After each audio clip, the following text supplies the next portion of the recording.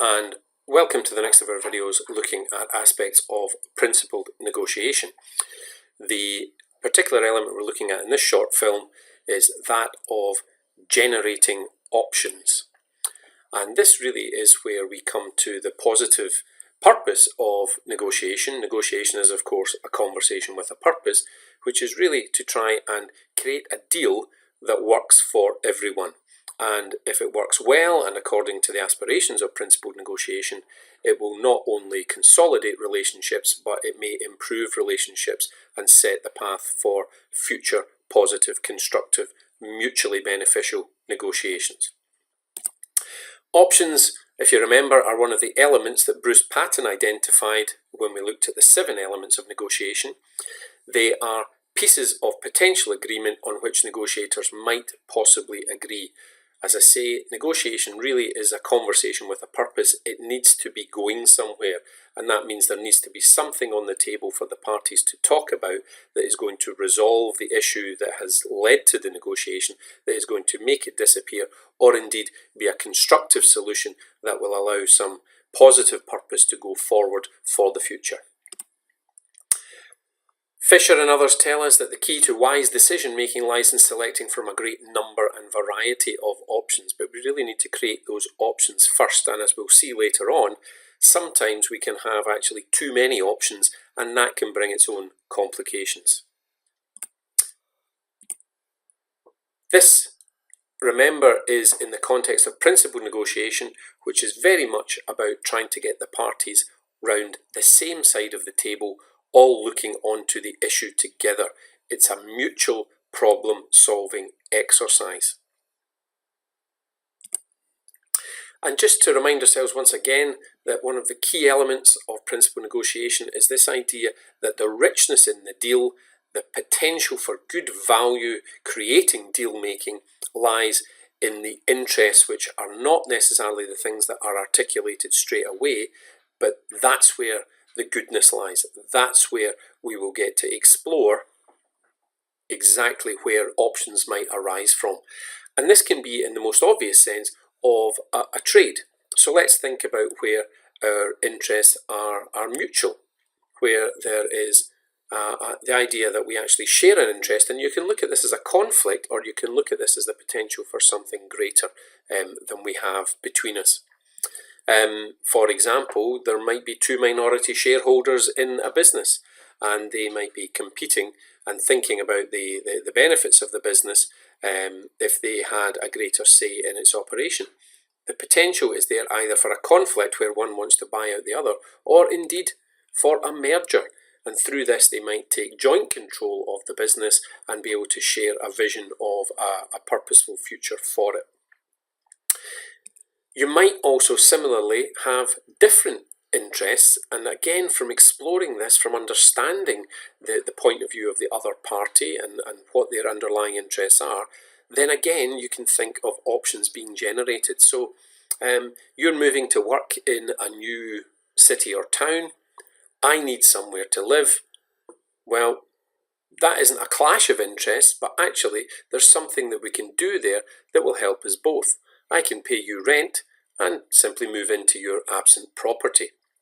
And here, to go back to our idea of interests and positions, these are not clashing or converging interests, these are actually separate interests, but through the conversation we can think about creative options being generated that will suit us both. Another example from the workplace, employees might understandably ask for a wage increase. From the point of view of the ownership of the business, they might be thinking about, well, actually, we've got to do something to boost productivity. And you can see here that there's a mutuality of interests here from which, in a constructive way, we can think about possible options that will suit everybody. Perhaps there might be tiered or structured employee benefits or incentive programs, and from that, greater incentivization and greater recognition and reward, the company might benefit from greater productivity. That might lead on to greater profits, more successful performance, and so on. Some top tips on how to approach option generation. You need to be ordered. We'll hear more elsewhere about the need to have structure. to prepare thoroughly for your negotiation. But remember, you don't know what might arise in the course of the discussion in advance, so be prepared to take a systematic approach during the negotiation as to what needs to be discussed and in what order. Remember, negotiation is about the how as well as the what, and you need to be having that discussion as you go along. What order would you like to take these particular options in? Something that many of us are guilty of is to leap ahead when a suggestion is made and to start evaluating it. Absolutely don't do that. You should have a no fault, as it were, discussion about, well, let's just see where we can go. Others would call it sometimes a brainstorming session, where we can actually just be as creative as possible without having to reality check or otherwise evaluate the suggestions that are coming out. When people leap ahead in discussion to thinking about whether something might work or not, it tends to stifle the creativity in that part of the discussion. It has a censoring effect on others, and therefore we should very much try and separate the option generation from the option evaluation stages of the discussion. Getting to yes tells us that you need to be a leader in the room. You could be in a negotiation where there is high emotion, where the stakes are high, where there is a lot of perhaps negative back history there, and people can revert into more conflicting and negative styles of behaviour and communication within the negotiation. Again, at this stage, as in every other stage in a negotiation, a leader has to be able to choose his or her battles, to selectively ignore the barbs that may arise in the course even of the option generation stage of the negotiation, and keep the purpose forward, keep the momentum heading forward and constructive. And don't worry about solving all the problems in the order that they come to you. You can park things and come back to them. It's amazing what a bit of reflection can actually do for idea generation and for creative ways round what seems to be a deadlock or an impasse. So move on, be prepared to flex a bit, but do it in consultation, obviously, with your negotiating partners. And just a wee cautionary note from Guthrie, who tells us that actually you can have too much of a good thing. That with option generation, be careful what you wish for, because we can actually have too many choices, and these can lead to negative consequences such as choice aversion. There's empirical research that tells us that actually when faced with too many choices, people are more inclined to defer their decision, or indeed to just back out altogether. And actually you can have too much choice, which leads you to not take the plunge, make the decision at all. It's, if you like, it's paralysis by analysis. We are, of course, irrational in the way we approach many things, even although we think we are completely rational. The way a particular decision dilemma is framed for us will influence the decision that we make, even though we think we are doing so objectively. An example of that, and particularly of what we would call the compromise effect, would be the experiment where, when faced with a choice of two cameras, a low price, low quality one and a medium price, medium quality one, people roughly split into taking the lower priced or the medium priced one. So it was 50-50.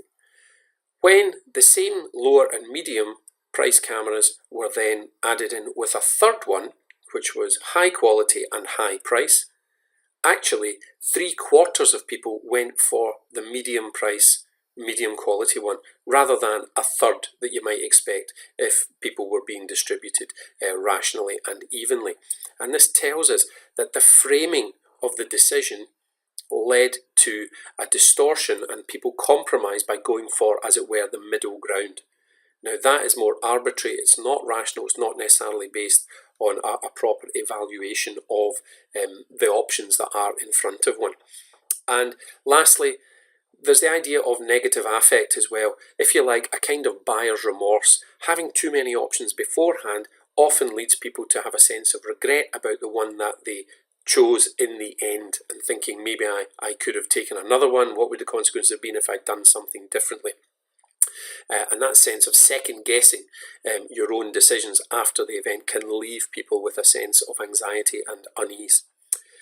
Guthrie recommends that actually the use of advisors and agents is a way to combat these, because then we can allow them to inform our decisions, allow them to have the distance and not the emotional engagement with the negotiation, to be more rational, and then to advise us about what they think we should do in our best interest. Again, an idea of triangulation, if you like, to try and get us around some of the dilemmas that we can face and their negative consequences when we have too many options to take.